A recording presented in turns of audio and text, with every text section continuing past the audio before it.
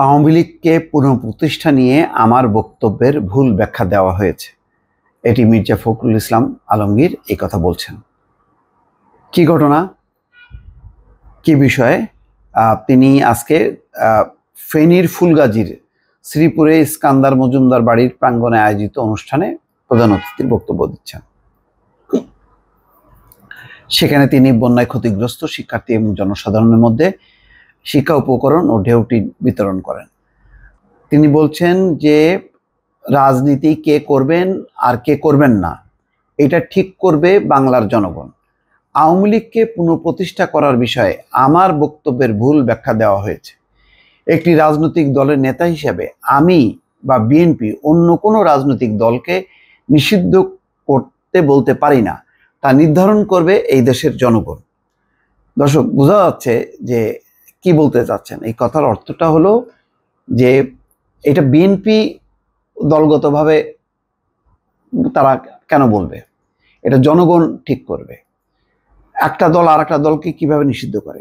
যেই সমালোচনাটা ছিল আওয়ামী লীগের বিরুদ্ধে, তারা প্রশাসনিক আদেশ দিয়ে জামাত শিবিরকে নিষিদ্ধ করেছে।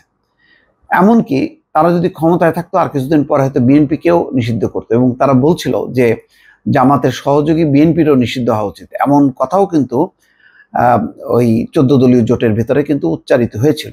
তো তারা পার্ট বাই পার্ট হয়তো সেটা করতো আর কি। এমনিতেই তো বহু নেতাকে তারা লম্বা মেয়াদে সাজা দিয়ে নির্বাচন অযোগ্য করে তুলছিল। আস্তে আস্তে সবাইকেই সাজা দিত। তারপরে হয়তো প্রস্তাব আসতো যে জামাতকে যদি নিষিদ্ধ করা হয় তাহলে বিএনপিকে না কেন, এরকম একটি যুক্তি তারা তুলতো এবং সেই কাজটি তারা করতো। তো যে ওই কাজটা বিশ্বব্যাপী নিন্দিত হয়েছে, রাজনৈতিক দলগুলো কেউ সাপোর্ট করেনি। সে কারণে বলছে যে আমরা তো এখন নির্বাচিত কোনো সরকার না, আমরা এই অবস্থায় আরেকটা দলকে বলি কি করে যে নিষিদ্ধ করো। হ্যাঁ, গণহত্যার অভিযোগে যারা যারা যুক্ত প্রত্যেকটা বিচার হবে, কিন্তু একটা দলকে নিষিদ্ধ করার ব্যাপারে এটা একটা বড় প্রশ্ন, নীতিগত প্রশ্ন। এই নীতিগত প্রশ্ন কে ঠিক করবে? ঠিক করবে হচ্ছে নির্বাচিত পার্লামেন্ট, নির্বাচিত জনপ্রতিনিধিরা। তাদের তো সেই ম্যান্ডেট নিতে হবে। ম্যান্ডেট ছাড়া কিভাবে তারা এই বিষয়টি বলে? এখানেই হচ্ছে মত পার্থক্য। হাসনাত আবদুল্লাহরা বলতে চাচ্ছেন যে গণঅভ্যুত্থানের মধ্য দিয়ে সেই ম্যান্ডেট হয়েছে, এখানে সংবিধান বড় কথা না।